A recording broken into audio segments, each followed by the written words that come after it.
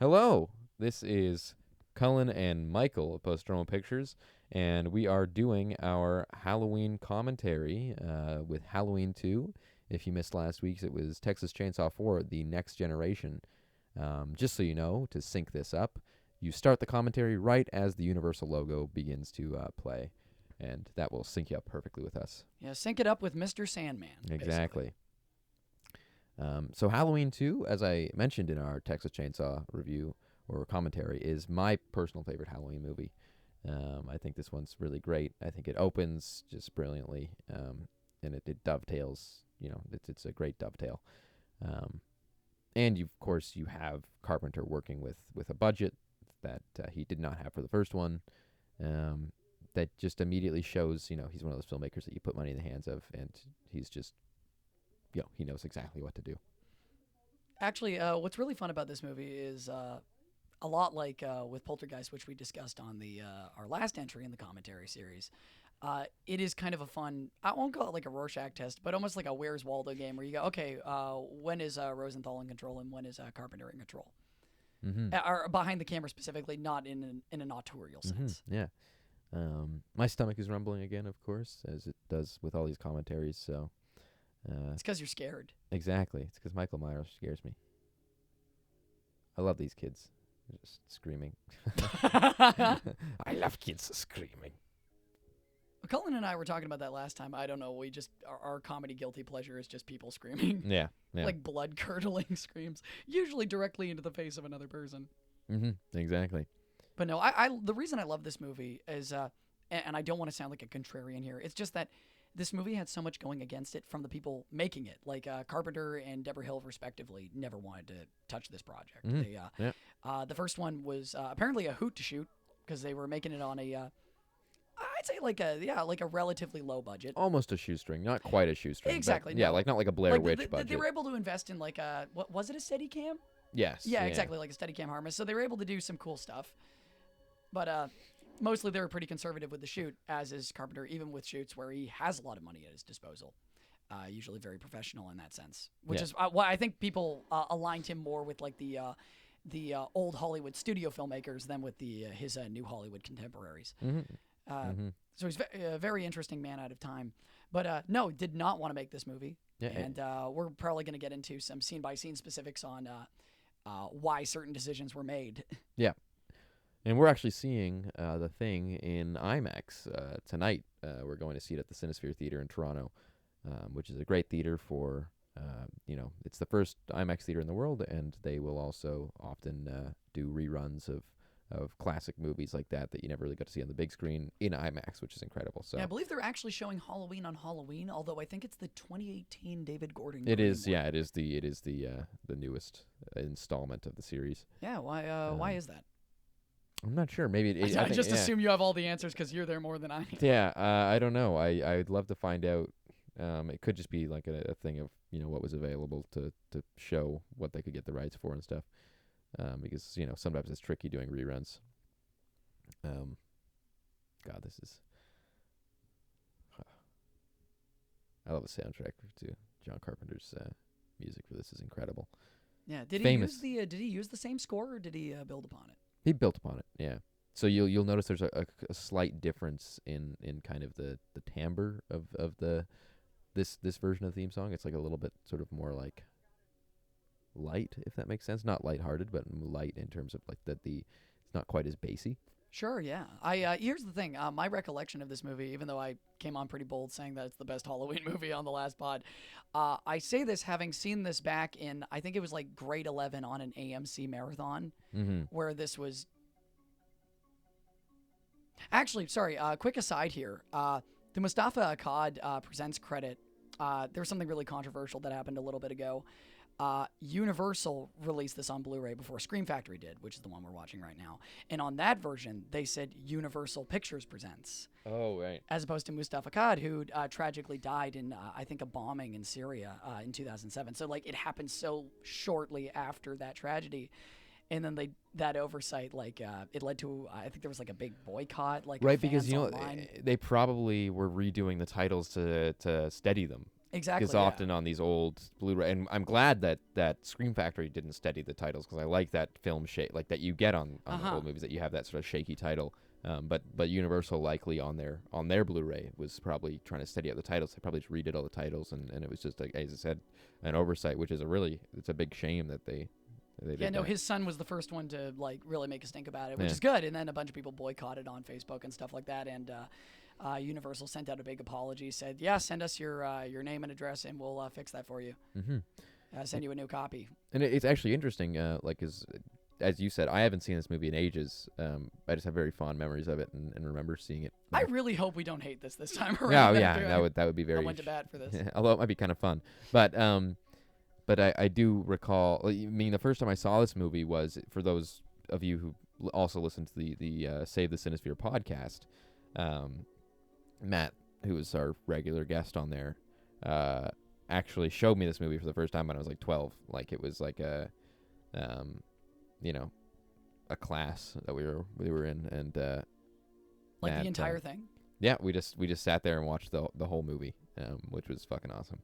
So Matt, if Matt's listening to this, thank you for introducing me to this movie, because I do love it, and it's even just these titles, like, how awesome is that? Oh, it's so cool. Yeah. Actually, I prefer the cover of Halloween 2, like the poster, where To it's the just like first. where it's the skull carved into the pumpkin, as yeah. opposed to like the three like kind of motion. You see sort of like the motion blur on like a knife striking that makes a jack-o'-lantern come in there. Yeah.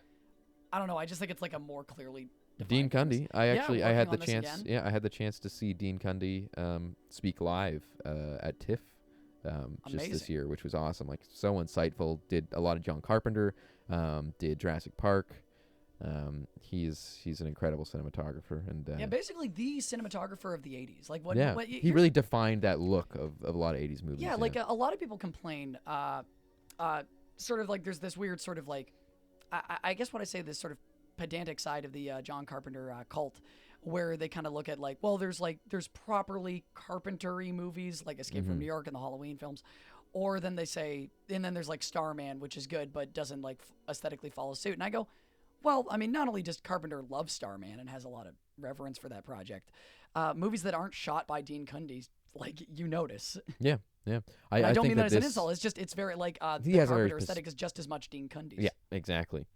I think this intro is more effective than the first one, even though the first one's great. Like, I don't mean to act like I'm shitting on the first Halloween, because I love the first Halloween.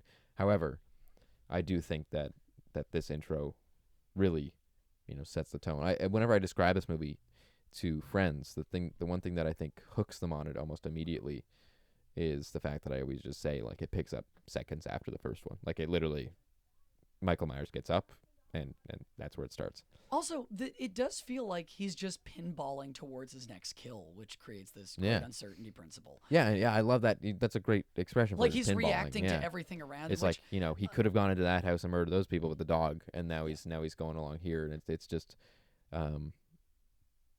it's a rare thing that movies do that put you in the shoes, like especially slasher movies, that put you in the shoes of the killer, because I think a lot of people have are careful with that, because they think that knowing what the killer's doing makes it less scary, whereas this, I think, makes it way more scary, because it kind of heightens just the randomness of it all, right? Oh, totally. And a lot of people complain about the second movie because they say, oh, well, with apologies to people that are watching this, there's a twist later on that Sweet makes... split diopter shot. Yeah, which you never really see anymore. Which is fantastic, yeah.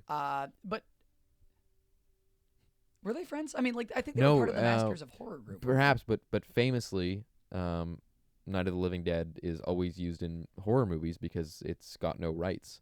Right. So you don't have to pay to use it. So, I mean, we could make something and have Night of the Living Dead in it because there's no copyright on it.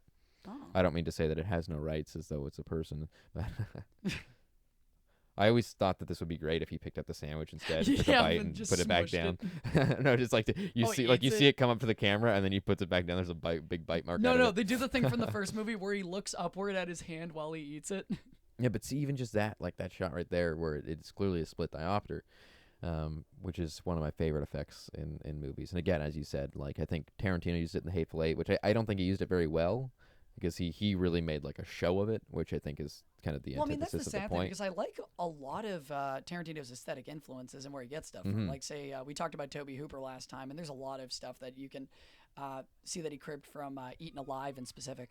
Yeah. Not the more obvious stuff like the character Buck, who basically is just the character Buck in Kill Bill Volume 1. Mm-hmm. But with a lot of the sort of like very kind of garish lighting cues that sort of like, just suddenly like somebody gets killed and then the entire room turns red. Yeah, or even just like every time something's on a table in a Tarantino movie, there's like a spotlight over the table and things like that. Yeah, Very totally. heightened kind of old Hollywood. Gratuitous I'm finding. inserts, like snap zooms.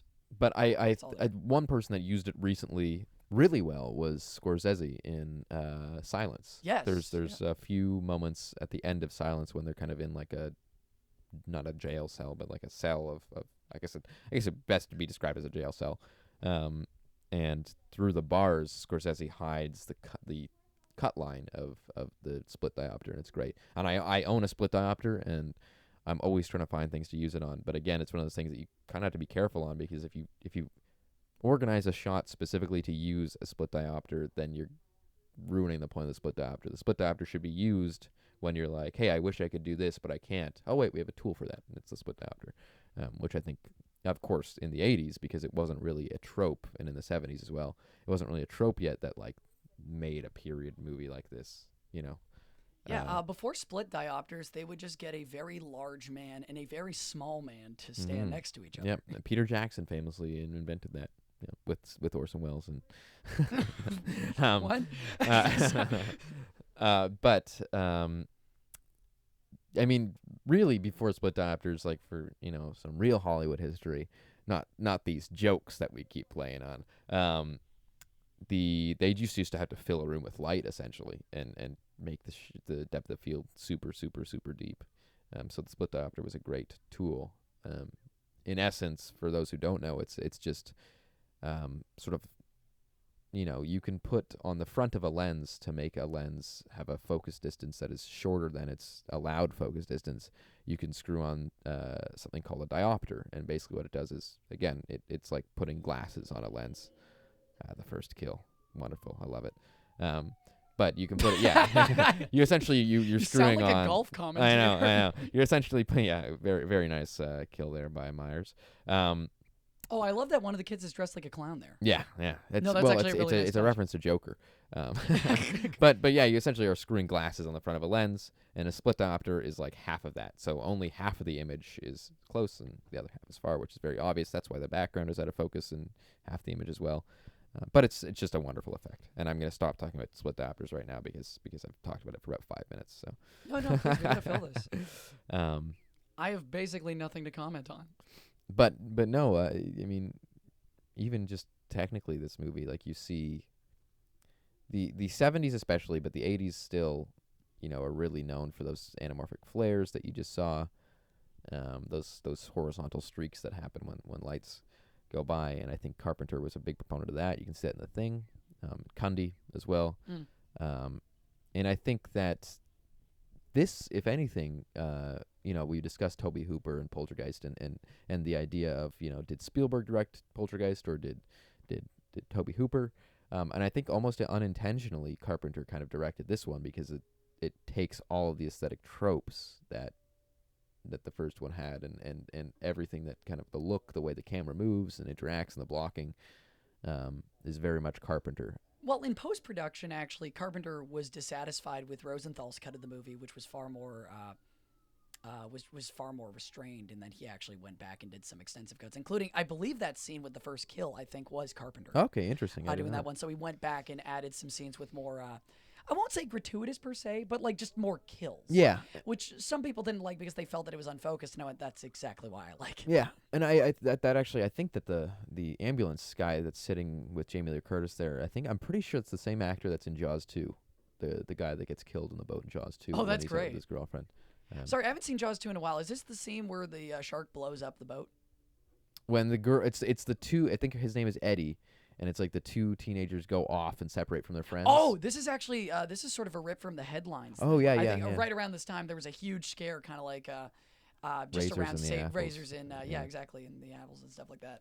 Which, ironically enough, was never actually a thing. It was just that a crazy grandmother, had put razors in her own kid's apple, but it was never handed out on Halloween, and it was just kind of one of those, again, like stranger danger things that people latched onto. Yeah. Um, No, it was one of those '80s tropes, kind of like Yeah. kids on milk cartons, basically. It's just But it's shorthand. but such an uncomfortable image there of the kid just like. Well, it's with- in his mouth. and I think that's the thing is like I have like a real, for some reason, just fear of like mouth injuries. I don't know why. It's just I like don't think that's unreasonable. yeah. But I just mean like things You like love to talk. teeth. Yeah, exactly. There you go.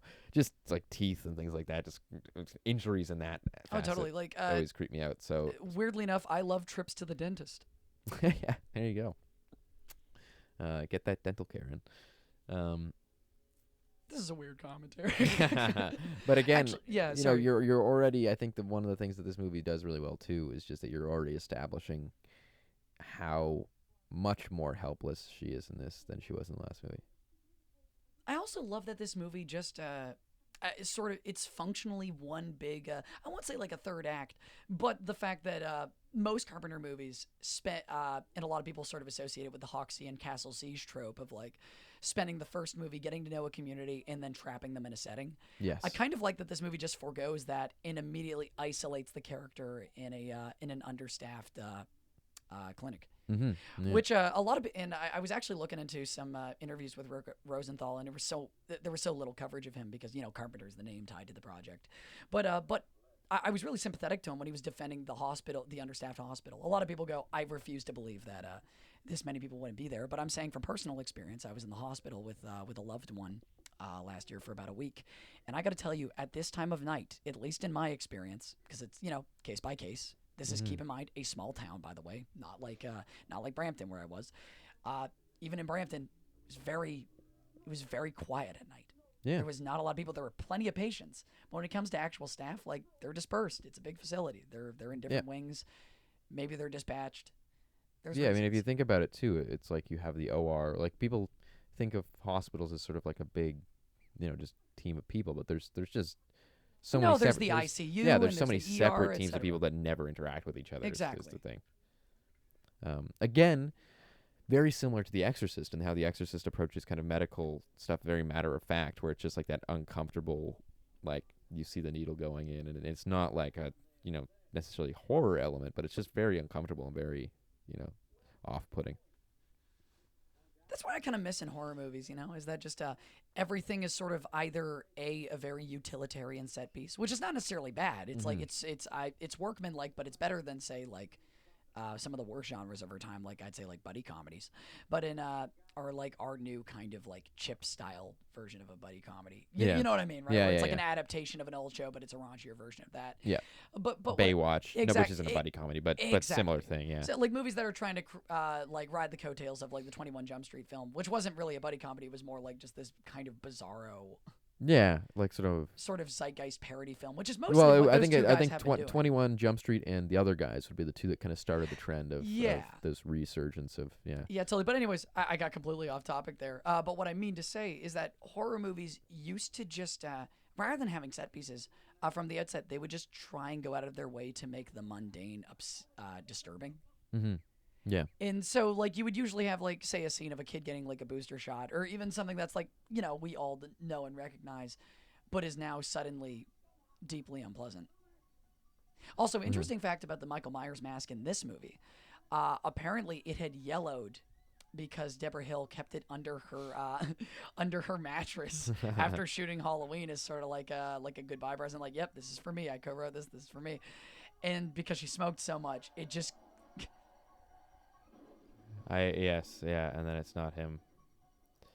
Sorry, I'm literally just I'm mesmerized by this scene. But yes, she's sorry. Well, no, because this is amazing. Yeah. That like And it's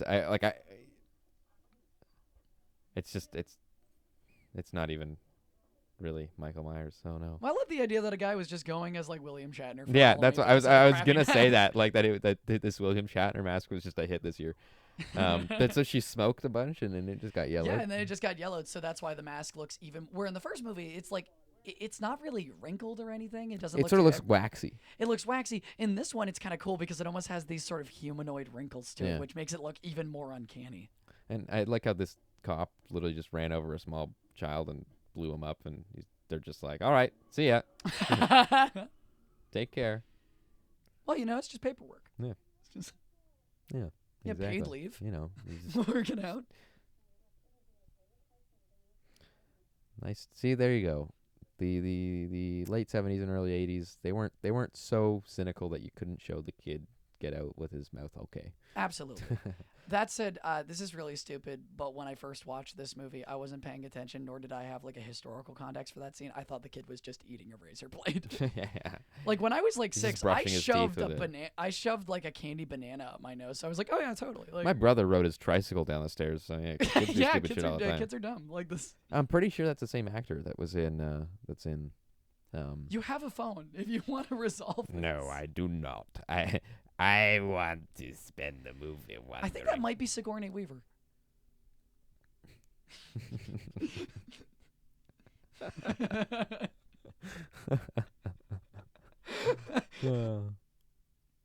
God, that's a bad joke. That sounded really mean. I just for like a split second they just had like really defined. No, cheekbones. it does. I can see why you said that. The hair and the face are almost identical in a way, in a weird way.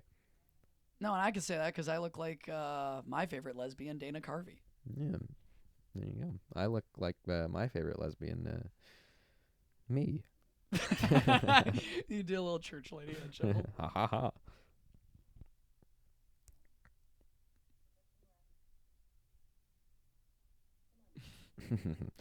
They're just like, get the fuck out of the hospital, you creep.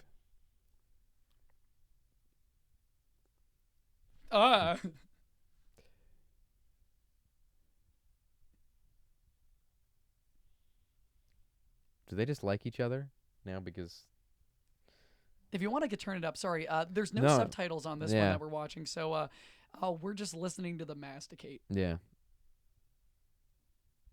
little fornications between the.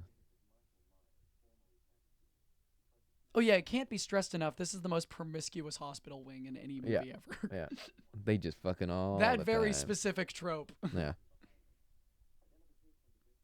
Actually, that's one of my favorite things about the slasher films is like when you gotta conform to the notion that like not necessarily in the reactionary sense that sexuality is punished, but that like, oh yeah, people are compromised when they're having sex because they're at their most vulnerable. So where would people realistically be doing that? They're like, I don't know, there's probably some grody hot tub we could use.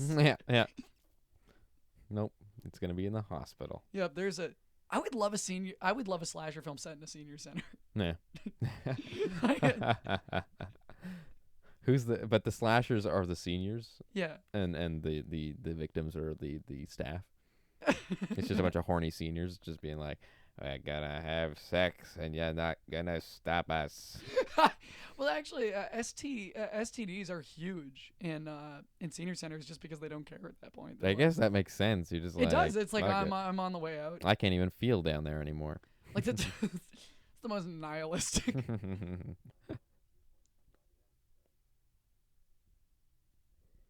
So far, the police have an equal kill count as Michael Myers in this movie. Yeah, that's gonna go up. Yep, the police are gonna kill even more people. Yeah.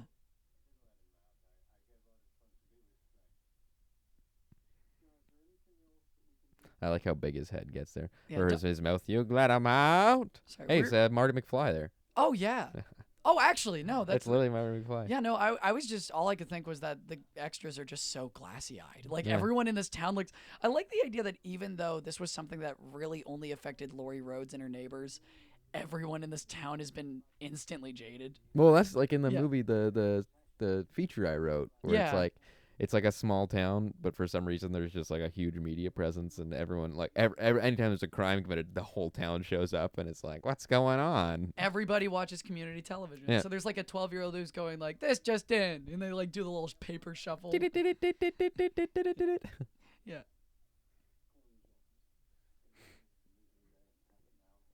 Interesting fact about Donald Pleasance, he only signed on to do the first movie because apparently his daughter liked the soundtrack of Assault on Precinct 13. That's hilarious. Yeah. That's like who there was another person that signed on a movie because his kids basically made him. Yeah, Raul Julia was on his deathbed, Yeah. and he let his kids pick his last role, which is really sweet. So they said, "Could you do the Street Fighter movie?" And he went, "Yeah, I can And do it's the his Street best Fighter movie. It is. No, he's so good. Yeah. It's like so fantastic. God, that movie makes me so happy. Street Fighter.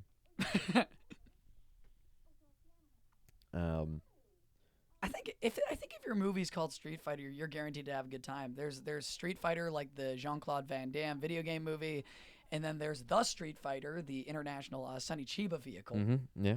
which is amazing. Where I think it's in the second one, he roundhouse kicks a dude's penis off. Yep. It's basically like a scene from The Equalizer 2 when he goes to this frat party and there was Nice a woman tang. that was clearly assaulted. Yeah. And then Denzel Washington, who's like he's like a Lyft driver in that movie, is like, "All right, you say here, little missy, I'm gonna go take care of this." And he like goes into the room and like murders a dude with a credit card. and then he says to the other guy, he's like, "Call the police. Your daddy's not gonna buy your way out of this one." And that's why I love movies that just like there's like what I love about movies is that there's no like institutional failure where rich people get away with things. Just like Denzel Washington beats the crap out of them. Yeah.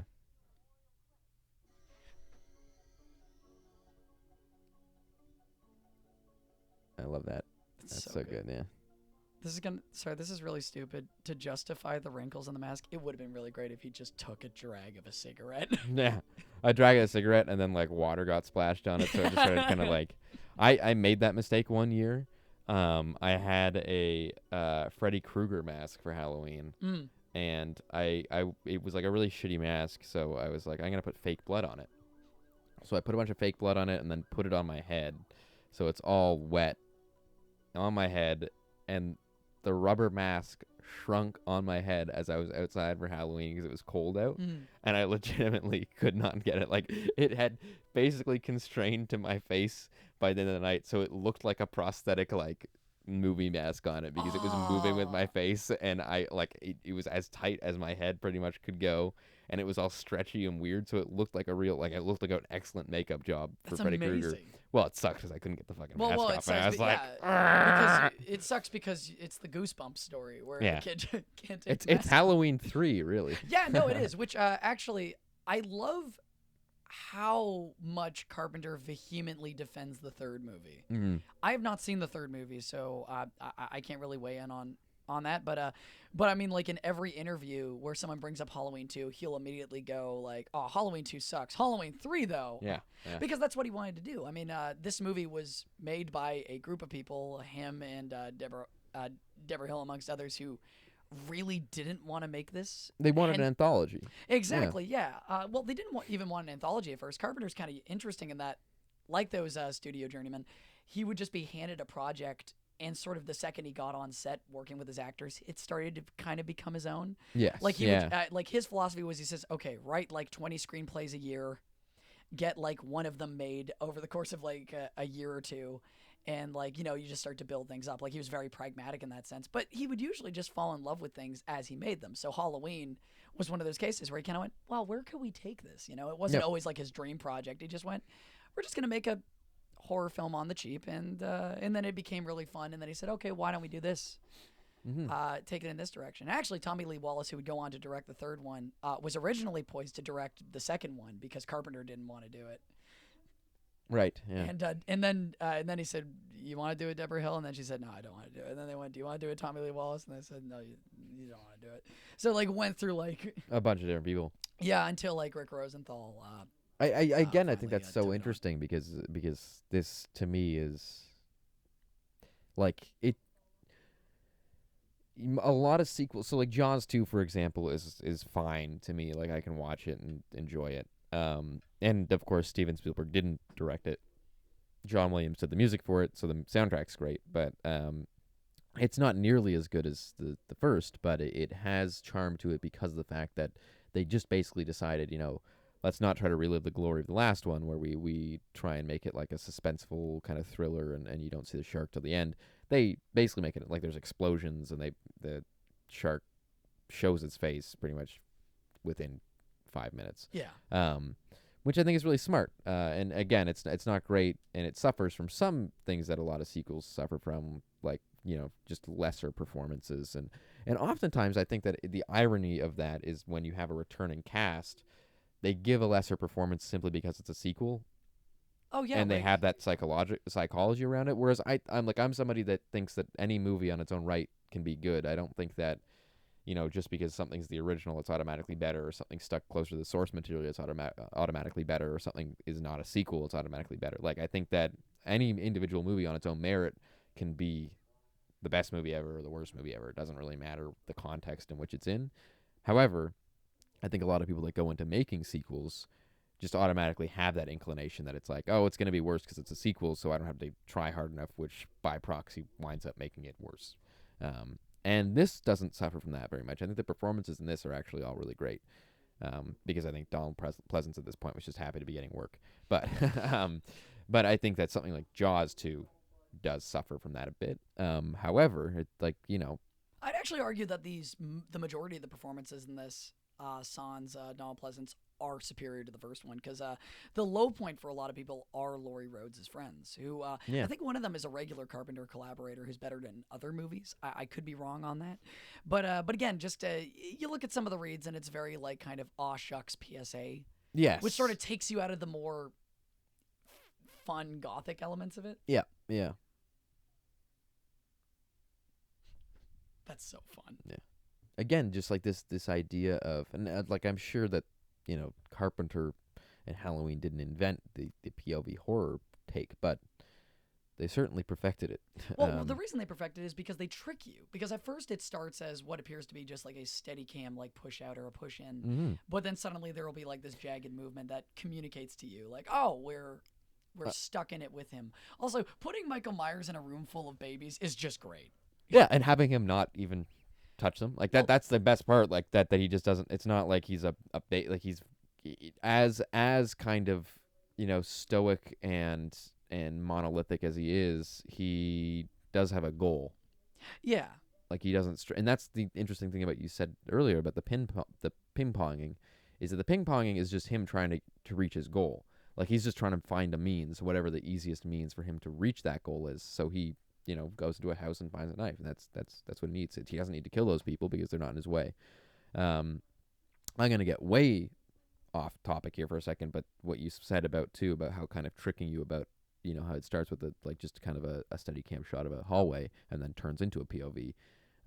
Cache by Michael Haneke is very, very similar to that, where the movie is shot on video and very high definition video. I mean, the movie looks great for an early video kind of movie, but tricks you very often to, as the movie is about tapes of this man's house that keep appearing, and just like hour-long tapes of just the front of his house, and it just kind of unravels as a thriller. A lot of the shots in the movie are exactly presented as those tapes are, so you're constantly trying to figure out, is this shot a tape? Is this going to be found out that we're watching this on TV later, or is this actually just a shot from the movie? So very similar to this, where not necessarily the tape element, but more just that the director is constantly kind of tricking you to go, what are we seeing as an audience, and what are we seeing through the eyes of Michael Myers, which I think is really great.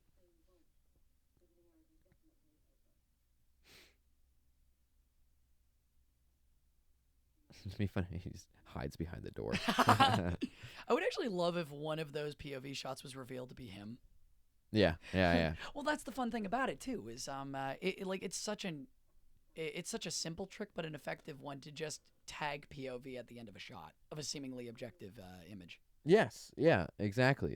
That's the thing, and there's another thing that I think a lot of people would kind of whisk under a rug and be like, oh, is that people often think that simple tricks in movies are cheap, and it's like, why would you ever do that? But there's a lot of like jump scares, for example. I think me and you had this conversation where it's like jump scares can be overused and they can be kind of dumb. I think it the remake It of 2017 is a great example of where jump scares can go wrong, because you're relying so much on the non-diegetic elements of the movie, so the music to kind of build up the jump scare. But when a jump scare is done right, in The Exorcist, when the candelabra kind of goes crazy in her hand, and she doesn't even notice it, but we notice it. I think that James Wan, for a contemporary filmmaker, even though there's a wonderful scene in the second Conjuring film mm-hmm. where And to me, I think that an effective jump scare is just built out of doing what a director should be doing, which is guiding the attention of the viewer. Yeah. So he draws your attention out to the window to look at a tree. The entire time that this is going on, you have a dog sitting next to the boy, and again, the silhouette of the dog, it's inconspicuous enough that you're like, you already clocked the dog, which is an inoffensive image. So you're looking out the window to where the light is where it's a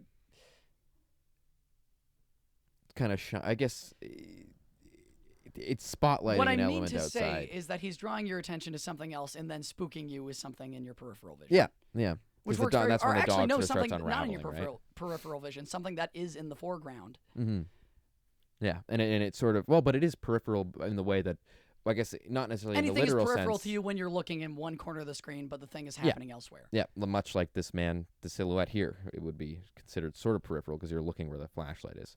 Yeah, and I think that but again, just like we were saying, that like people would often throw away jump scares and be like, oh, this movie's jump scare, like why would you use a jump scare? But I think it's kind of it lessens your, if you are a filmmaker, it lessens your range of tools if you just start throwing things out simply because they've got preconceived notions about them. And actually, to your point about sort of the non-diegetic cue of like a sting. I love that. Like an orchestral sting. Yes, yeah. When the example that I've seen a lot of people use for an effective jump scare, they go to the first Halloween where they go, oh, well, there's a scene where Donald Pleasance gets spooked by the sheriff and there's no sting there and that's scary. And I went, yeah, well, in the exact same movie, when he bursts out of the back of like the car when the guy goes, when the one woman goes to the teenager goes out to the car to go investigate. The second he sits up, there's like a which is the iconic sting that we all know and love, which actually David Gordon Green uses to a subversive effect in favor of a hero getting out of a bad place as opposed to a villain still being alive. Yeah. If I don't know if you know the scene I'm recalling In the in David Gordon Green's version. Oh no, yeah, I don't think I've. There's sort of an intertextual cue where the inverse happens, where like Laurie Strode falls out of a window as opposed to Michael Myers, and when he goes to search to see if he gets her, you hear the little sting, in the 2018, which is meant to be like a nana kind of. I actually didn't see the 2018 one. Yeah, it's fine actually. Me and Matt were talking about this, regular guest on the podcast. I think you already mentioned that, and we were talking about what sequels have fared better. Like just for long-running horror franchises, and for all their faults, I think the Halloween films are consistently the best produced. Like I'd say the fourth Halloween movie isn't that bad. It's H2O, right? No. Or That's H2O is the fifth. Return of Michael Myers. That's the reboot. Oh, okay. That was okay, sort of okay. the reset that they didn't really commit to the direction they went to with a new killer. But no, I think between like the first four Halloween movie, the 1, 2, 4, H2O, which I like, and the new one, I'm like, yeah, that's. I've never seen pretty competent. I've never seen the Rob Zombie ones either. I haven't seen them. No. So, but I'd be curious. I mean, I'd be curious to see them simply because I think that it's interesting to kind of see what different. I don't have high hopes for You know them, what? That was a but- pretty broad strokes claim. I mean, like, I've seen more Friday the 13th films than I have seen Halloween movies, so I could very well just be judging it by that metric. But I don't know. But yeah, I guess the main takeaway here is just nothing is ever inherently good or bad just because it's been done poorly or been done well. It just depends on the context and the way in which those tools are used in accordance with each other. So even my point about the It movie being kind of lame with its jump scares because it uses music. There are a lot of jump scares that use music really, really effectively. Yeah, the first Jaws actually. Yep, Just getting back to that. That moment with the head out of the thing that is basically reliant on that cue by John Williams to make it scary. However, it's also just so well set up, whereas I think It in 2017 just doesn't do those things. Well, it is set up. Most people are scared of clowns. Yeah. Well, Michael it Myers is a was dressed as a society. clown Yeah, as it a is kid. Yeah. Actually, I wonder what this movie would have been like if they did commit to. They had two ideas where they said they either wanted a humanoid, because The Mask, I think the original screenplay for the first one said something like, it was meant to be reminiscent of like of just a human face. It was just meant to look humanoid. And when they couldn't recreate that the way they wanted it to, they were originally going to make him look like a clown. They were just going to make him a scary clown. Right. Yeah. Yeah. And I you know, how do you That would have been something else. I think we don't have enough there we stoic go. clowns. Right there, you get a great jump scare, even just there of with soundtrack. Yeah, included. and for the first time ever, a horror villain who uses the claw side of the claw hammer. Yeah, take that. Yeah, when you don't have a knife. Fucking Leatherface. For what it's worth, I think that was a he- ball peen hammer. How actually. did he lose his knife? Did we see that? Or did he just decide to use the hammer instead? He decided to use because I think that might have been another Carpenter reshoot. Interesting. There's a okay. couple of disjointed moments that Yeah. that I won't deny are kind of like You know, they they work stick they out work a little fine in a bit, but- vacuum, but they make you go, oh, why did he use a hammer Yeah. instead of a? But again, I'm Ding. kind of projecting. I mean, he's a resourceful guy. He has the knife, but he was like, I don't want to get that dirty yet. I wish that in this scene in the autopsy, they're like, so this is the candy kid, huh? Yeah, mouthful of razor blades. Yeah, you don't see the kid leave earlier, and that's just like Yeah. something went wrong in the operation. This isn't the guy they thought was Michael Myers. We accidentally were cremating him. Also, I love that how they distinguish between Michael Myers and that other kid. It's not even like he's wearing the same William Shatner mask. It's blonde. Yeah. I want to know who that was supposed to be. Yeah, no, I want to backstory on him. Maybe it was like there's actually two Michael Myers. This is his sidekick, and he actually is bad. They did really. Oh, it's like Inspector Gadget and the Gadgetinis. Yeah. There's two smaller Michael Myerses. Yeah, but they just suck at their jobs. So he saw the cop and just started running and was immediately,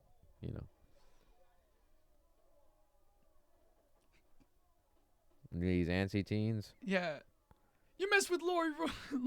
You mess with Is Laurie this- Strode, is this- you mess are with these- Haddonfield. Are these protests because of the kid that was killed? No, I think Oh, that no, they're the mad at the Myers- house. yes, yeah, okay. they're just going like, oh, the spooky story came true. Yeah. I'm sorry, I was trying to do a Spider-Man 1 joke. Is the place called Haddonfield? Yeah. Oh. Yeah.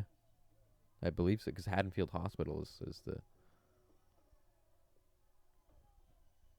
What's the other line from a movie where someone like cocks a gun and he's like, I'll make my own luck. What's that from? Is that The Dark Knight? I have no idea. That might be from Hitch. Yeah. Yeah. Oh, Sorry, you're right. Yeah. No, I It's I when have his no face idea. goes all floppy. I feel like it's from Batman Begins. Like I feel like it's like Falcone goes, I make my own luck. Yeah. Oh no, it's I don't know. I don't fucking care. Well, you care enough to be talking about it. I mean, like, we gotta fill this somehow. I love bendy cigarettes in movies too. Oh, those are the best. Yeah. I think it might just be a Popeye. Yeah.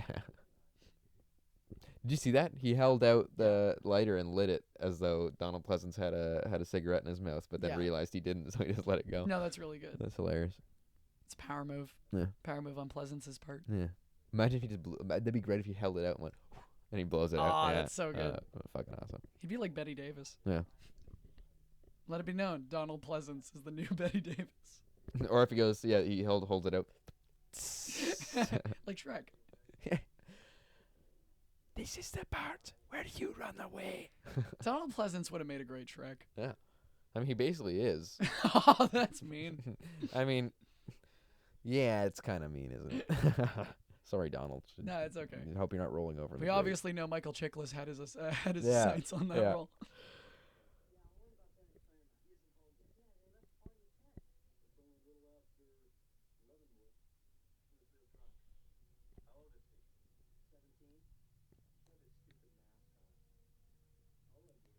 This is gonna sound really mean, but actually, those two supposed to be teens have this horrifying thing where they're simultaneously like 15 and 40. Yeah, yeah. I hate that's. It's Yeah, because, like- because I feel like they don't look like they probably don't dress or like wear their hair like that in real life. Yeah, But exactly. So it's it creates that because I sort of had this happen too about where like I wore my bangs down and I looked like a freak, and my friend just said like, yeah, you have that horrible thing where it's like you look old and young at the same time I hope that because your you're. friend was being a little bit facetious when they just said, "You have that horrible thing, Michael." Where I won't lie to you, Cullen. My friend was my mom, and she's man, you. it's I different made then. so I made that, huh? I But do. yeah, this again, it's great. Yeah. It's a lot like The Exorcist 3 here, actually. Yeah, which is also a very No, that's very solid fantastic. Yeah, sequel. much better than 2. I had this weird harebrained insult to just go, I wouldn't say that. Sorry, impulse. I mean, because Exorcist 2 gives us the name Pazuzu. I am Pazuzu. Great.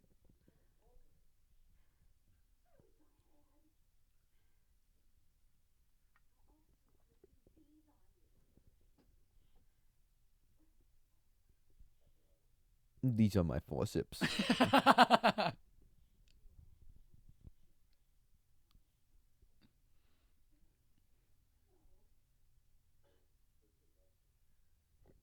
Ignoring the fact that I like this, I wouldn't sleep in a hospital bed No. unless I like had He to. actually, there's like just an elderly person on the ground On the beside that he No, just. it's the "Can guy I from get Exorcist back up 3 that he now?" kicks Yeah. out of the bed. Yeah. I'd like to get in my bed. My Lawrence Welk is almost on. So this is going to build towards the hot tub scene that I think is the most notorious of the reshoots, Mm-hmm. mainly because I don't exactly know who was like trying to reinforce a sort of like sex and murder quota.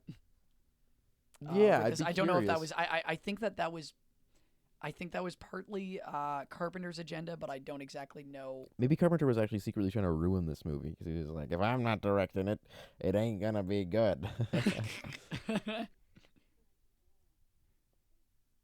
But I guess what I was trying to say is I do think it's really, really fascinating when you apply the same sort of like slasher trope of just, people in their hormones, it's going to get them killed to any kind of professional setting, not just a hospital. I mean, like, if you Mhm. just saw two people, I don't know, they're just like janitors at like at the Y, Yeah. and then they just go, "Oh, Roscoe, stop scaring me." Yeah, yeah, And then they yeah. both like look at each other for a long while. And they're like, "Hey, do you want to have sex on the basketball Let's court?" go. Like, Let's go to the hot tub.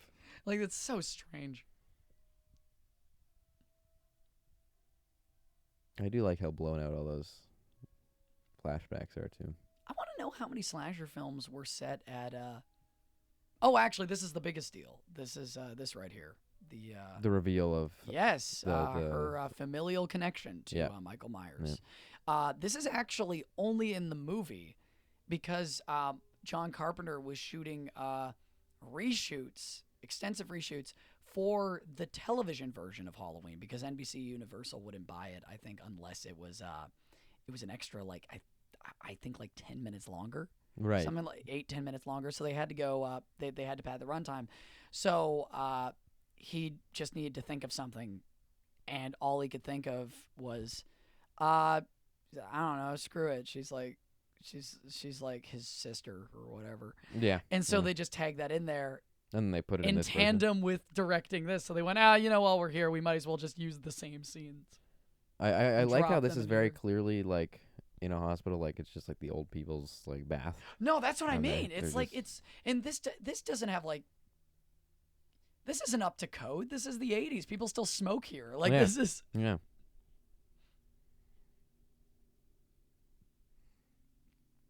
He always makes me think of Taxi Driver in the scene. Ah, boobs. Yeah, Both of our movies today have had boobs, so I thought you were going to say he reminds you of the Police Academy guy. he looks like a Like Travis Bickle in a way? Well, sort of Travis Bickle, or even I mean, he's got a mole. like a discount Pacino in Dog Day Afternoon. What if after the new Hollywood died, they tried to like make a new one, like a new De A Niro new. Pacino. Oh, I thought you meant a new Hollywood, but I And guess that would be essentially what they're his trying to name do. was his name was Pal Padino. This is the funniest part. This is such a Clue murder here. Yeah, Of it's like awesome. like a who done it. Like I Yeah. shall turn up the temperature, and they will not realize. How did Lord Blackwood kill the guy in Sherlock Holmes, like when he was in the tub? Does he do that? Oh no, I think it's He put something in the lining of the tub so that when they yeah. It's added like water, it like either poison or is it poison or does it explode? it does I don't not. remember those An movies. exploding tub would have been more like Guy Ritchie's MO, but for Yeah, whatever reason. yeah. Oh, you don't see that very often. With the nice underhanging of hair and scrot. No, I was just I was talking to my friend about this, just about when you sort of look at like double standard nudity in film, where it's sort of like you have that high contrast photography where it's like you will see a fully naked woman, Mm-hmm. but like the guy will have like this impossible shadow over his schwanz. Which is a great thing about Oh, that's awesome. To Live and Die in L.A. Yeah. Is that there's literally more male nudity in that movie. Oh, yeah, than there is totally. in, There's also, I'd argue, more male nudity in Monkey Bone. oh yeah, yeah, of course. I mean, the title on its own would suggest. I mean, like I think people would be disappointed if it was anything other. If I'm gonna go see a movie called Monkey Bone, I want to see some monkey's bone. That's a movie that made me utter a phrase I never thought I would, which is Chris Kattan saved this. And this is made back in the day when they didn't even have, this was R obviously, but they would have only had PG and R and G, I think, as the ratings. Or was G even a thing yet? Was it just PG and R and then X? I wouldn't know what to tell you. What do you mean? You're supposed to be the research man on this. No, I mean, like I haven't done my job. Because PG-13 didn't come about until Gremlins was put out. Yeah, So I'm after just trying, Gremlins 'cause I actually, feel it was G a response exists- to Gremlins. I feel like G must have existed at this point, but it might not have. Yeah. It's- I like this. And because they work in a hospital, she believes that his hands are covered in blood. For no reason. Yeah.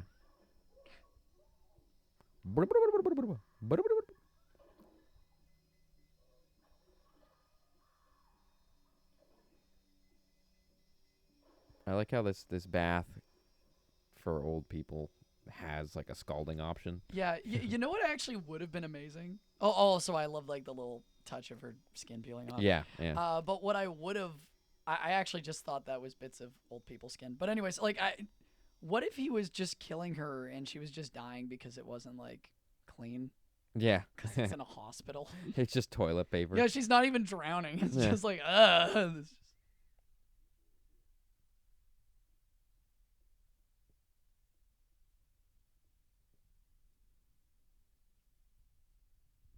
What are they doing here again? Is it Oh, yes. Okay. Yeah, never mind. I was like, who broke into this school? I love this moment where the cops are like, "Oh, we're not gonna play Michael Myers' game." So that's where the knife went. I see. I like the idea of Michael Myers, criminal mastermind. Yeah. He's just a dude who like just walks into the dumbest people's houses and Yeah. just steals their stuff. He goes into a school when it's closed at night. Like,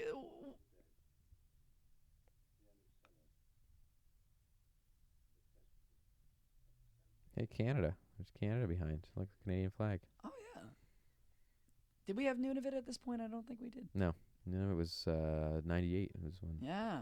Or actually, no, I think it's 2000. Or 99 or 99. Yeah, I don't know why they covered that all pink. That's I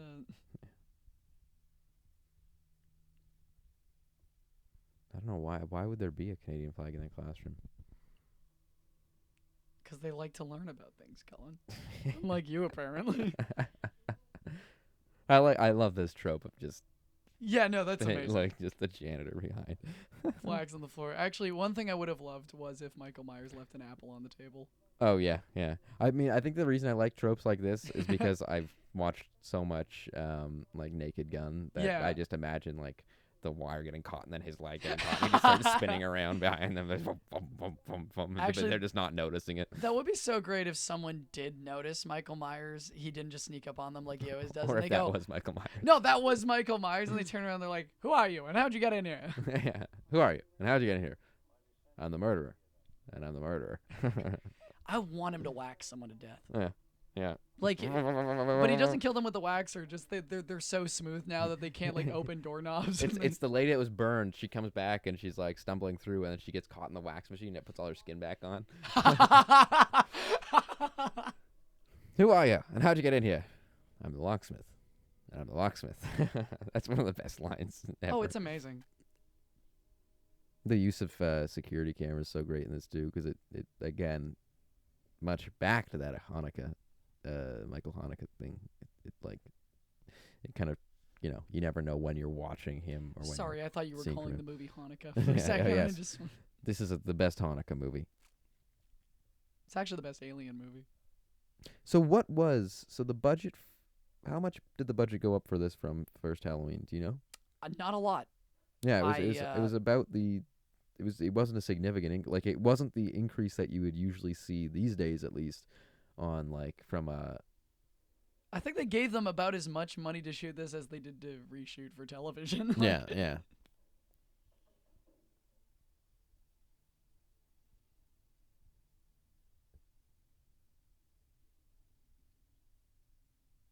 This is where she goes, "Wah!" I thought that was a pen. For a second. Yeah, everyone goes, "Ah!" And she goes, "Ha ha, gotcha, guys."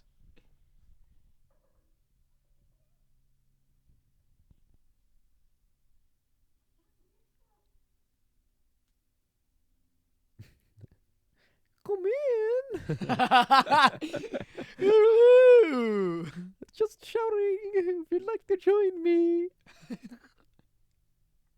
But that's what I like. I want to see the full Michael Myers cut where he's like in here, like turning on the thing, like, oh, this will get it good. Well, because what's fun about watching Halloween, and this goes for the new one, the 2018 one, is that it is, Kevin McAllister all grown up. Yeah, basically. Like you have the exact same meticulous attention to detail of just, yes, I'm gonna set the tub too high, and then I'm gonna hide in the locker, and then it's great. It's like I like to imagine that he sets the tub too high, goes to the locker, and is like closes up the locker, and then is like, oh no, and then gets out and turns the tub down a bit, and he's like, I don't want to kill him yet. But it's and then in the goes back background, in. you can still see them making out in the tub, and he's just going, no, that's a bad idea. And then he that's amazing. Oh yeah, I love that. Fucking awesome. And then he even here, do you think that he did that to the guy and he fell over and then he had to pick him up and he's trying to prop him in the right position?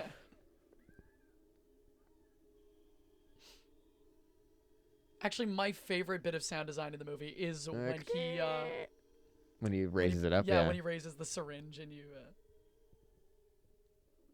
There's another split diopter shot there too. Mm-hmm. It was of the man in the foreground. And, yeah.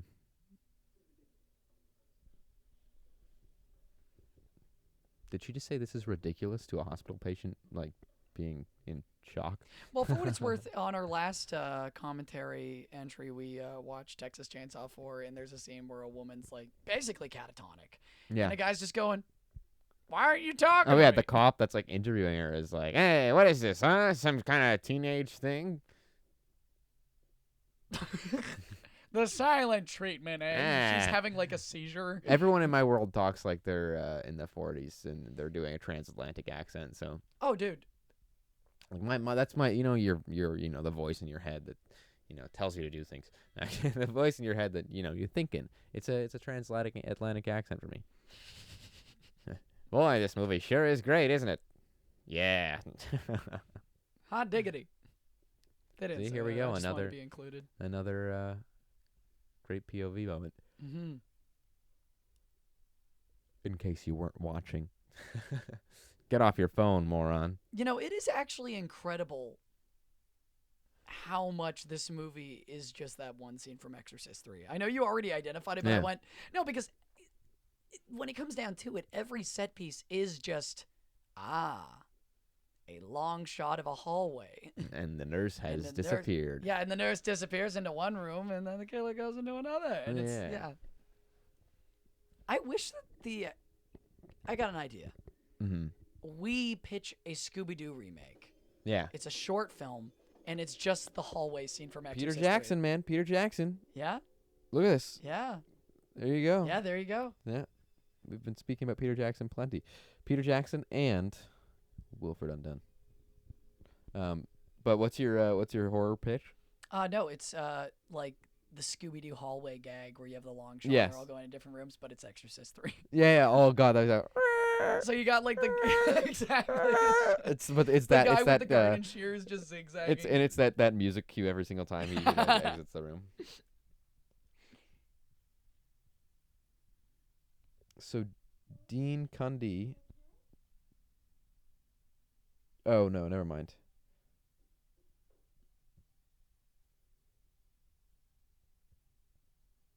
What's the alternate ending?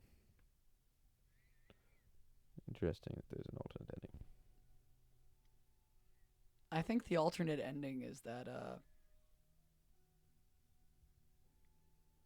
Carpenter let Rosenthal do his goddamn job. Yeah. Just, you brought me here. I'm just trying to.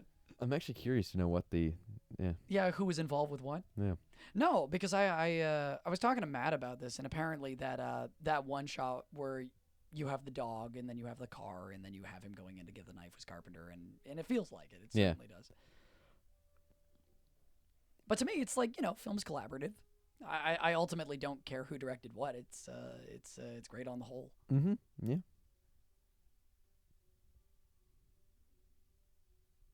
There's so much there's very vivid set pieces that I remember from this movie. Oh, totally. I Which is remember kinda fun. I remember the opening sequence. I remember the bath. I remember the hot tub scene. I actually didn't remember that until you mentioned it. No, because the hot tub scene kind of sticks out in my mind as a bit sillier Yeah. than the rest of the movie, but it's still fun. It's still. I mean, it's still a knowing good that we reveal. were in a class last time, we might have even skipped that. Like, there's a Yeah, chance well, that that's why I was surprised when you were telling me about it, because I went, there's some, like, it's not pervasive, but in that one moment where the producer's like, you gotta meet a TNA quota. It's like, and you can just feel that. Yeah. Because nothing else in the movie is like that. In fact, the rest of the movie is pretty immaculate. Like, it's very mannered. Yeah. Yeah. Which it makes sense because it's in a clink. Sorry, a clinic. A clink. It's in the movies in a clink. Dude, hospital's basically prison, but they give you, worse food. Yeah, and they give you a gown. They make you wear a dress. It's worse than prison. That's the most, like, if in is it Diamonds Are Forever, when there's the comedian, the stand-up comedian? Yeah. That's like a joke that he would do, was like, I always say hospitals are worse than prison. Worse food, and they make you wear a dress. And everyone goes, ha, ha, ha, ha, ha. I don't remember the Bond movies for the villains or, like, the femme fatales or the gadgets. I I remember remember for the them for the stand-up. weird, like, comic relief characters. I was going like to say, him. I remember from the stand-up. But no, I mean, like, there's him. There's the sheriff that we always reference from Butterbottom. Live and Let Die. Yeah. I almost said Live and Let Him Die, but Live and let him die. just let him die, folks. Yeah, there's the sheriff. There's a lot of funny, even Odd Job is kind of like a weird, silly character. Jaws, Well, especially in Oddjob Moonraker. has the funniest death of all time, where he He just- throws his hat, he gets sucked to a bar, and he goes, "Aha! I should have, I don't know, used a boomerang or something." And then he goes to get it, and then Bond just electrocutes the bars, and while he's dying, Bond gives him this look like, "Yeah, you idiot!" Like I love that you're the too. I love most that scene because Bond inconvenient- is very clearly standing there, and he's like, like he's just waiting for him to touch the bar. I don't know where Oddball's gimmick would be convenient.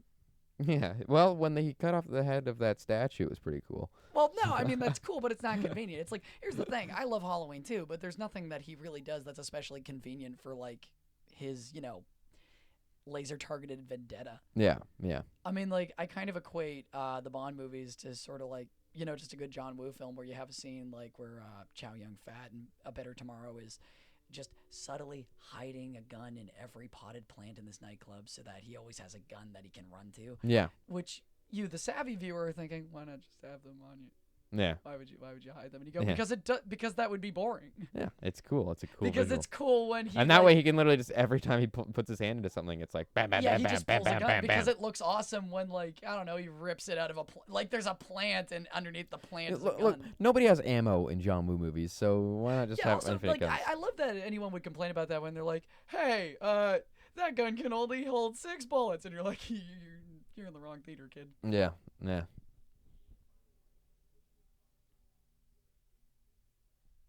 I'm just waiting for them to get into a boat and get eaten by a shark. I actually love the idea of someone watching A Better Tomorrow when he shoots the oil drum and like the entire like just warehouse blows up, and someone going, well, how'd he pull that one off? Like, Yeah. The other thing there's about actually a pretty John Wooey moment near the end of this, which is pretty sweet. It's coming up where she shoots him in both eyes. Yes, And yes. like he cries blood. Yeah. It's pretty sweet. Well, Just needed 2 doves to fly by. the other thing about this movie though is that everyone has no peripheral vision. Like there's several moments. Well, yes, because a when lot of this is Michael in shallow Myers. focus. Yeah, Michael Myers is just standing very clearly in plain sight, and the Sorry, it's in characters are deep just focus. talking beside him.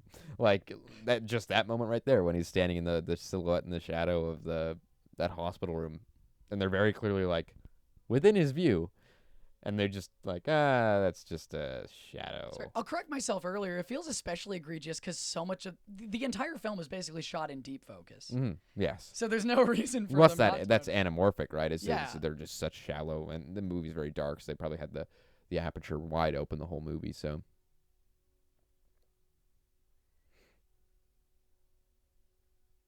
great use of red in this, though, like the blood. I love it when. I like it when movie blood looks fake like that. Oh, me too. Like I think that movie blood should look sort of, like paint, not like super No, I ultra agree. realistic. The dog agrees too. You idiot. By the way, he did that. That was his own stunt. Oh, good for him. Still, you I know idiot. it's not like he didn't do like a. That's a don't- great shot right there. Yeah. That's fantastic. Get a plate in his head in the sequel, and he'll be fine. Yep, exactly.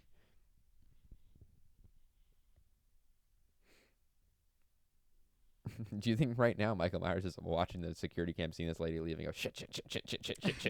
He's like He's he's rummaging fast. He's through, not even like- he's not even rummaging. He's fast walking outside. To get her. I think he walks in a way that makes it look like someone doctored the footage, so he sped up because he still wants to be like a scary. That's what I mean. Yeah, Yeah, he's he like, never runs. No, I gotta like. But when got a he reputation to when he maintain. needs to hurry, he sure fast walks. Like, He's the you speed can see walking his arms champion. going to it. Yeah. You know, there's a speed walking Olympic category. I think there should just be like scary trudging Olympic category. Yeah. How long can you go shambling Yeah. until people notice you? Ding ding ding ding ding ding ding. So there's like him in this, and there's like William Finley in The Fury. Do you think when nobody's looking, especially not the camera, like, did he really cut all these tires and then walk to the next car, cut the tires, then walk to the next, or did he just go like? To reiterate the potted plant thing, none of it matters. Ding. Come on, Lori.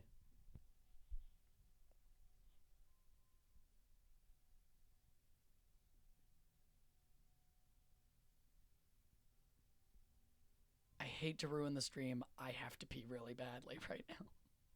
Go on. I'll wait to you. No, I don't want to miss this. Okay. Well, the movie's what? Almost over, yes. Yeah, it's I'm only gonna- about 20 minutes, yeah. It takes me a while to pee. What's happening, what you're seeing on screen right now is what it looks like when I have to pee. Yeah. Oh, this is great.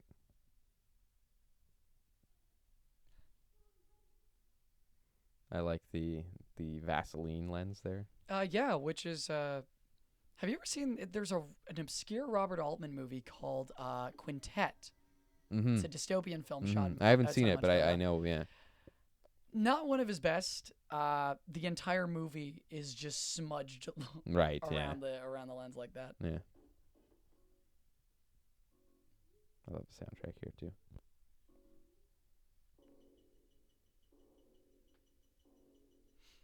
Also, I love that the hospital has a jack-o'-lantern. Yeah, and It's a very festive everyone's town. wearing these little buttons that have the Yeah, gotta have your pumpkins on flair, them. dude. Yeah.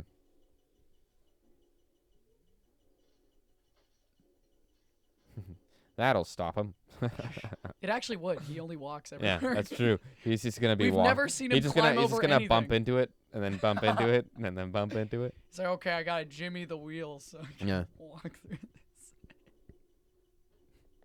It's like I saw a video on YouTube once that was like how to stop the It Follows monster. Dig a big hole, put the monster in it, fill it with concrete. It's like, Oh, if there's an easier answer for that, that is sleep with everyone. yeah, yeah. All right, all right. You know, It Follows is a movie that I really wanted to like more than I did. Yeah, me too. I think it's one of those things where, and it's something I struggle with in my own writing, where I fall in love with my own high concept, Yeah, and then I never get beyond that. So you don't really explore the rules. it's a great idea, and you know you're just like and it sucks that it was done like that. Not necessarily that it's bad, but it more just that it sucks that it No, was done it's like that because it perfectly could fine. be so much better. Yeah, totally. It could be so much more.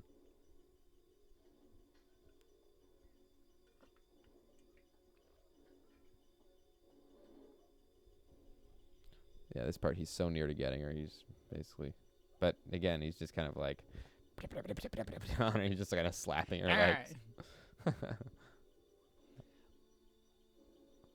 Well, I think this movie's really fun and suspenseful if you consider the fact that everyone in Haddonfield is the dumbest person on the planet. Yeah. And Michael Myers is just a little bit smarter. So once you go in with that knowledge, you can Yep, enjoy any yeah. Halloween movie. I think that's the other thing is that the flaws of this movie are also flaws in the first movie. No, absolutely. I mean, there's so many logistical leaps. Mm-hmm. So like, From wow. law enforcement, from the teens are more forgivable because they're children. Yeah, But like, yeah. but no, there's so many weird leaps that people make, which doesn't redeem it in the long term. It's just something that's like, hey, it's present. Also, I love, you know what I mean, where there's almost this sort of there's this sort of cultural give and take in world cinema, where sort of like you see. Weirdly enough, in movies like not only Halloween 2, but also in a non-horror film like Basic Instinct, there's this weird sort of giallo influence. Mm-hmm. The second you give someone a knife, Paint the screen red. exactly. You know, Mike, if you just ran a little bit faster. Mike, if you just used your arms for God's sakes. Yeah.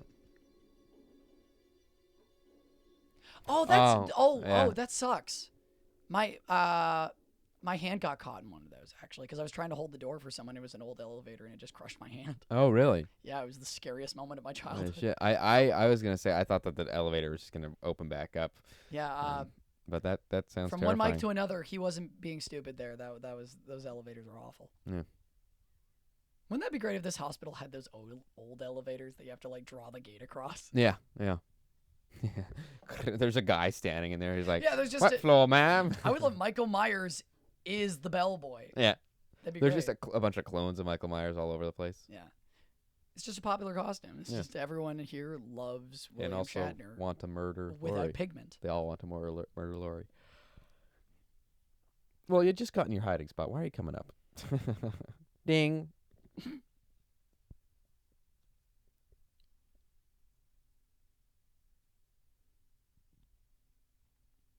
What state does it say on the place? Let's see if they come back. Yeah, they I'm curious to.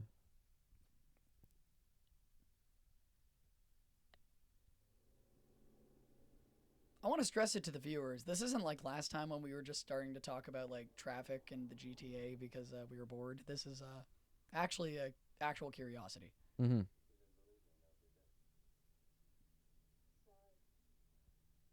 Well, they've got the old yellow police cars like the Toronto ones. Yeah. You don't see that in Joker. Yeah. There you go.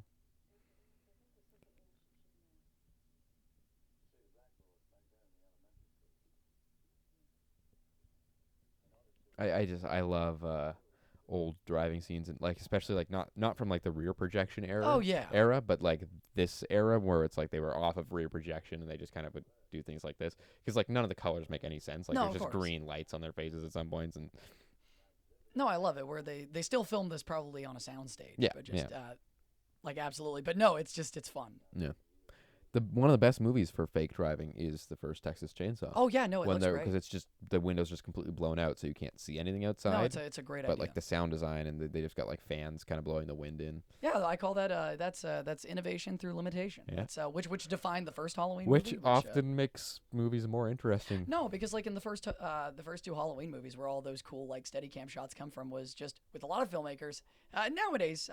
Wonders are something you put at the end of an HBO show episode. Yeah. To go like, Yeah. all right, we got cinematic here, folks. Yeah. Back in the day, you did that because you went, okay, well, here's a wonder because we don't have the set for very long and we need to cram a ton of information into a short amount of time. Yeah. How can we cover that in a very inexpensive way that wouldn't require too much elaborate blocking? Yeah. So no, it's very cool.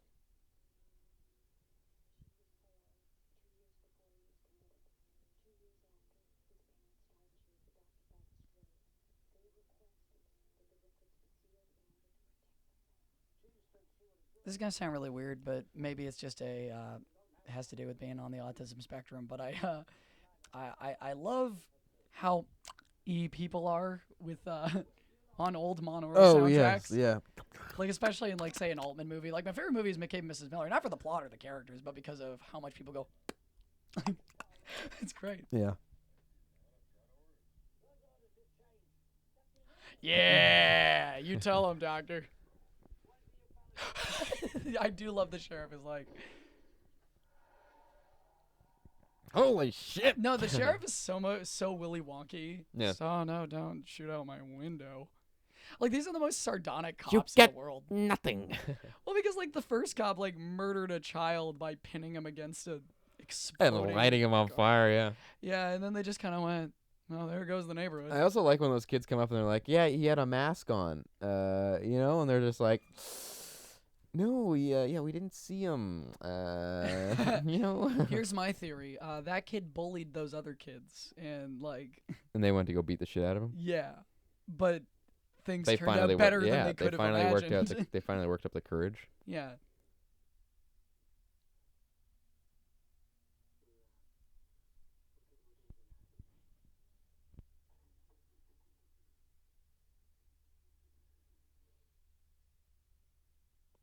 You fool.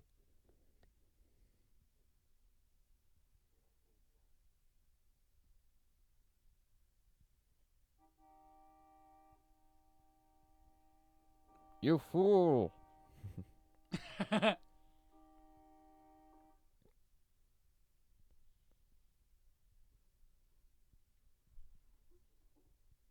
And she keeps honking the horn. His neck does look broken. Yeah. Yeah. It is It's pretty like it's almost awesome. croaking like a frog. Like it's No, like, and I can say that because my neck looks like a xenomorph is exploding out of it constantly.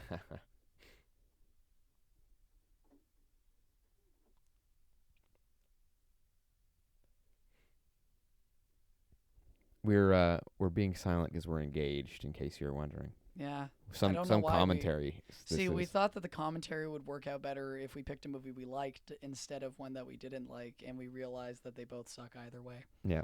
So enjoy Halloween 2. Yeah.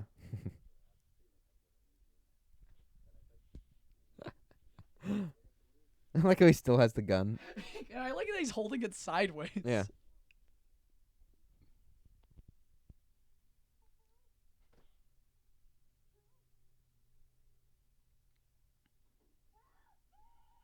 Well, you're a little late, aren't you? So I know she's called like the Scream Queen. She's pretty conservative with her yelling. Yeah, she definitely. I don't know. What the fuck was that, Lori? Quote from Rick Rosenthal. Yeah. Actually, interesting fact about this is how I preface all of my things. Interesting fact that I definitely didn't just Google now, but I don't know. I couldn't corroborate this, but on the IMDb trivia page, there's something that's really funny about her hair here is a wig because Jamie Lee Curtis was wearing it short, kind of like how you see it in A Fish Called Wanda at this point. Oh, okay. Interesting. Yeah, so it's a good wig because I didn't notice. How close was this to A Fish Called Wanda? Well, this one had been close. Oh, I you think just that was made in describe the it. tail end of the 80s, but it was Yeah, just that, I was it was gonna the same say. style. Because the 80s happened and everyone just started wearing football shoulder pads Yeah, and yeah. wearing their hair short. And Michael Myers masks, apparently. Or sorry,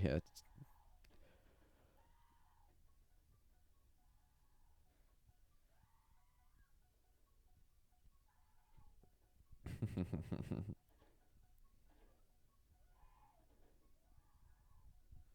be funny if Donald Pleasance just starts shooting at her. Bang, bang, bang. Back, wench.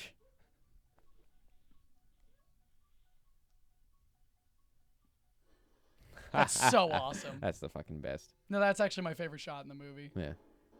He's just the Terminator. Yeah, it's like he just comes out of nowhere and they all form together and he just explodes.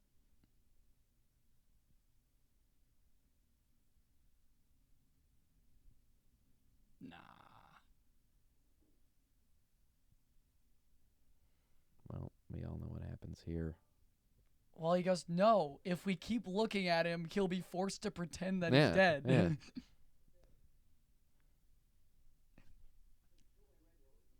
No, look at him again. Yeah, keep looking. Keep looking. So keep that camera locked on Yeah. him. Yeah. Hey, you, Mr. Rosenthal. Keep it on a medium wide. Yeah. Keep it on a wide.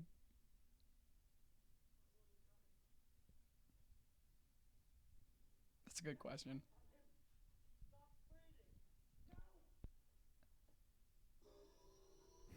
I love that.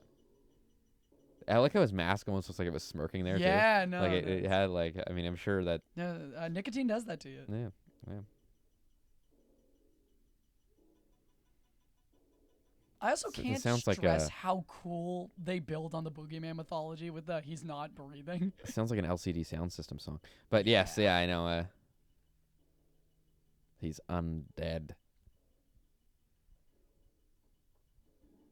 If Michael Myers had like a synthwave band, what would it be called? LCD sound system.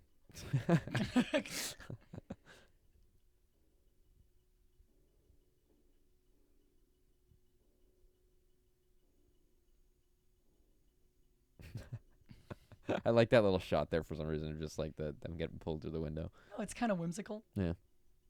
No, there's like moments that I find weirdly adorable, like in the second Raid movie where there's like Hammer Girl and Baseball Bat Boy, and they're like, "We're going on another job," and he goes to walk out of frame, and then he just comes back and just drags his sister out of frame. Yeah, it yeah, just yeah. always makes me laugh. Yeah.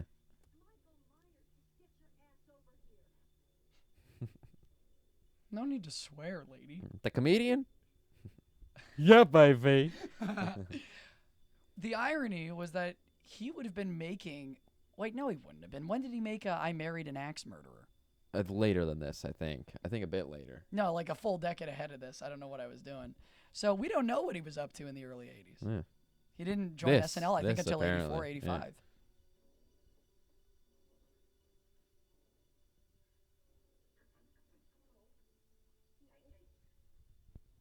It's against my principles. You know, that would be sweet if, like, Batman gave Robin a gun and said, "Can you just kill him?" Like, Yeah, yeah. don't tell him I told you. You bought this elsewhere.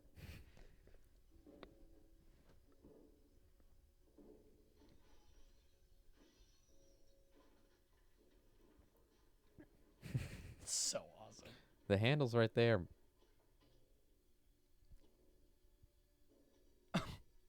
Oh. Oh, you got me.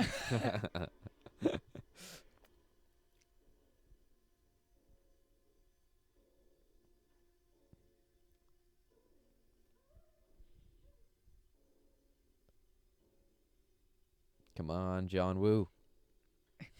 He's been planting syringes in Yeah. all the plants. Yeah.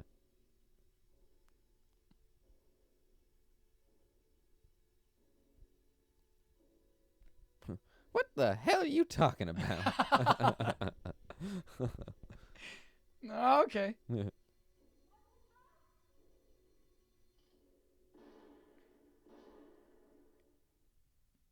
Hell yeah.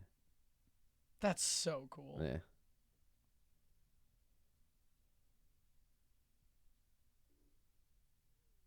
There's almost something like it's almost like Christian iconography. Like when you see yeah. it, because what's so great is that his eyes don't look like They look like pools. You can see his eyes closed underneath the mask. Yeah. But it creates this cool sort of It sort of looks like almost like a porcelain statue or something. That's what I mean about where you have like the crown of thorns. Yeah.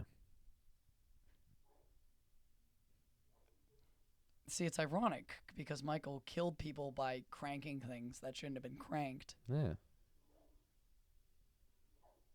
This is actually the coolest thing ever.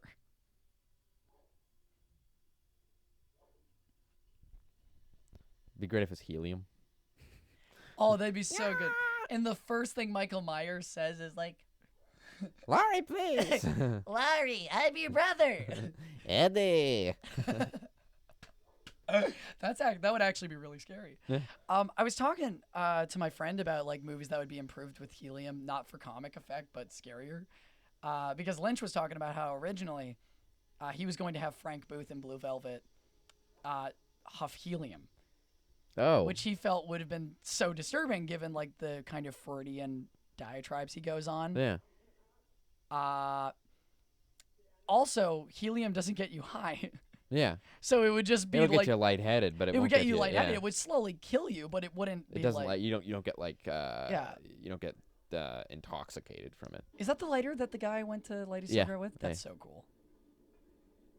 Light this. I wish that guy was here. Yeah. He was like, "Hey, that's my lighter." Yeah. The entire movie he's been going, "Where's my lighter?" That's like the callback in Airplane of the guy sitting in the taxi. Yeah, waiting. exactly. It'd be the post credits. He's like Batman in The Dark Knight after Rachel gets blown up. He just finds the lighter in the wreckage. Yeah. Do. So cool. Yeah. Yeah. Again, it's very very similar to Terminator. Yeah.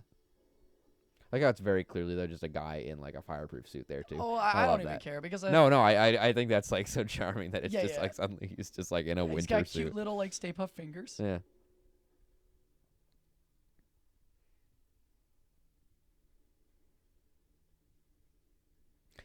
Now, in Halloween 4, is his mask all burned up? Or does it go back to the kind of the reset?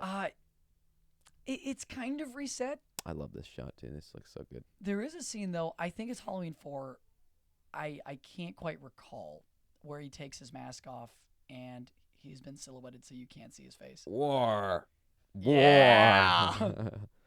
But he has like a surfer mullet. Oh, yeah. Myers does. Yeah. That's great. Nice. That's like the Star Wars fonts, too. But it looks like someone made a typo. Well, actually, this movie does something that I like that I never wanted them to do in the first Halloween, which I think they were trying to do to kind of plant the seed of doubt in your mind that like, oh, okay, well, no, the boogeyman isn't real. And I mean just there's supernatural reads of the movie, there's like the realist reads of the movie. Mm-hmm. But I think that it's sort of the low point of the first film is just seeing Michael Myers' face at all, which I know was meant to introduce the idea that, but he is still a man. Yes. Or yeah. is he? I understand its function, but to me, I'm like, no, I like that. That the only time we do see his face is when he's a child. Yeah. Like that's so much more off-putting.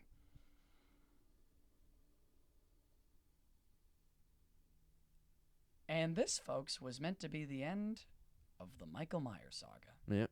So well, technically Halloween 1 was, and then they made this. Yeah, totally. And then I can't remember if they actually got the idea for an anthology while writing this movie or while directing the first Halloween. But I would have been an interesting what if. I love thinking about how happy Dean Cundy probably was on that day when it turned out to be really foggy.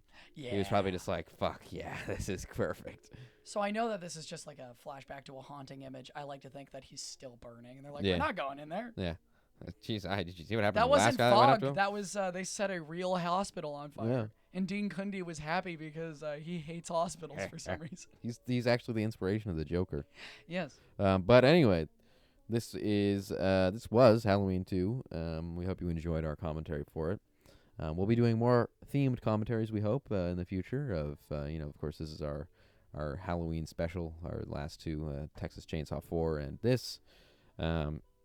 So, hey, Bill Warlock played two people in it. He played Craig as well. Yeah, I thought the other guy was credited as Dick Warlock. Oh, maybe. Okay, never mind. I'm sorry, Dick Yeah. Warlock played Michael What an Myers, who, awesome- true to form, is credited as the Shape. And Patrolman 3. Huh. Dick Warlock's a busy man. Yeah. Awesome name. Yeah. Penis Wizard. Anyway, thanks so much for listening. Thank you. We hope you guys enjoyed. Have a great day. And happy Halloween.